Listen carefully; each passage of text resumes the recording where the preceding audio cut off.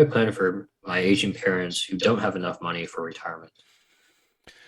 That's a tough one, right? I mean, basically kind of getting into what's called the sandwich generation, where you have a person or a couple that are, got kids, they're caring for the kids, maybe they're even, putting their kids through private school or colleges or whatever, and then their parents need money too, and so they're kind of sandwiched between these two. Makes it really difficult to do what I just said, save. It's difficult to maybe buy a house if that hasn't happened already, those type of things, because there's a need on both sides. um, Here's an interesting thing to think about here, because we keep talking about the three different buckets of money, where you put money. So one is, the retirement plans like a 401k or an IRA. Another one's a tax free, which would be like a Roth IRA. But the third one is this taxable bucket, right? So this can just be savings, checking, brokerage accounts, but things that aren't in a retirement plan.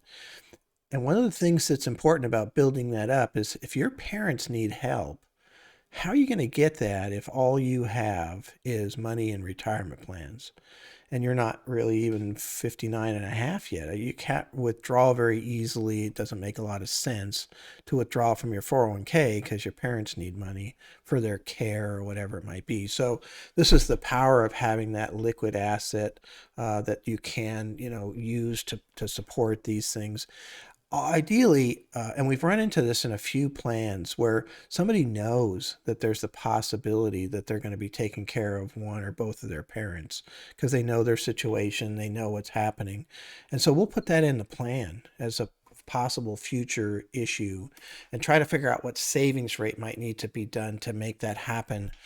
Maybe they don't need it, but it's awful nice to then end up having the money, right? And so, I mean, if you end up having to spend $30,000, but only had to save 20, and you made the other 10 on growth in your investments while you're waiting for this thing to happen, right? So that's the ideal scenario, but it's a tough one.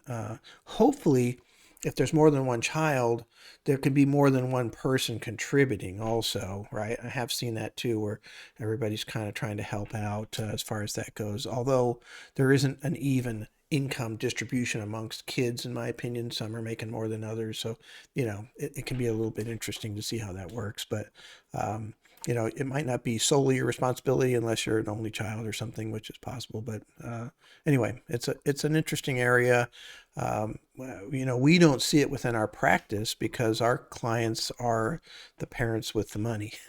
if And some of them are, even their parents had money too. There is sort of a generational thing. Everybody learned how to save, and it just continues to go down. But there's certainly exceptions to that rule.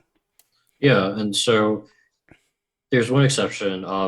You can access your HSA for your parents Mm, if they're a qualified dependent, and yeah. so that's one way you could be saving to an HSA. But having your parents as a qualified dependent is a little bit. Only one person can have them as a dependent, Yeah. and so when you split it against family members, it you can't all pull from your HSA to pay for their medical needs, Yeah. Yeah. and it has to be a qualified medical need too, or Yeah. whatever qualified for HSA. Yeah. But they're trying to make HSA pretty flexible so it can cover like Medicare premiums. I know you can actually do remodels of the house if it's required for health. Oh, yeah. So there's a lot of things you can do with HSAs. Yeah, that's good. Yeah, that's a good point, actually. And that might be one of the reasons not to spend all your HSA money that you put in every year, right? So if I put in, $5,000 and I have $5,000 worth of expenses, I take it right back out. Um, that HSA grows tax free. Maybe you leave it in there, pay the 5,000 without a pocket money, and then let that grow to 6,000 or 7,000 or whatever. Add five the next year, and or whatever number it is. I'm making that up, but eventually you have more money in that HSA, and maybe some of it goes to your parents, and that's tax-free growth, which is really useful. Or you use it for yourself in your retirement. So that's a strategy we're seeing more and more employed with HSAs. Is this concept of not putting in, taking out in the same year, which is very common, is actually letting them grow, so that when you get into your retirement age, you've had this big tax-free growth. It's kind of like a Roth IRA in that regards. And you can take money out, fairly efficiently as far as that goes without any taxes. And like if you're like super like organized and you're like super good about your receipts, if you keep your receipts, you can reimburse yourself at a later date from your HSA, your Hmm. medical expenses. Okay. And so that's like a cool way if you're trying to like control your income. And so maybe a year you know you need a little bit of extra money and you don't want to raise your income, Yep. you could use those receipts to reimburse yourself. Yeah. But you need a really good like organized system of files and all that stuff to keep Yeah. everything. Yeah. Because you can't just go to your insurance. Usually it has to be they require a receipt, and it's like not even like what they usually send in is like kind of like the insurance says we did this and you paid this. Those don't usually work. It has to be a receipt. Yeah. Yeah. Good points.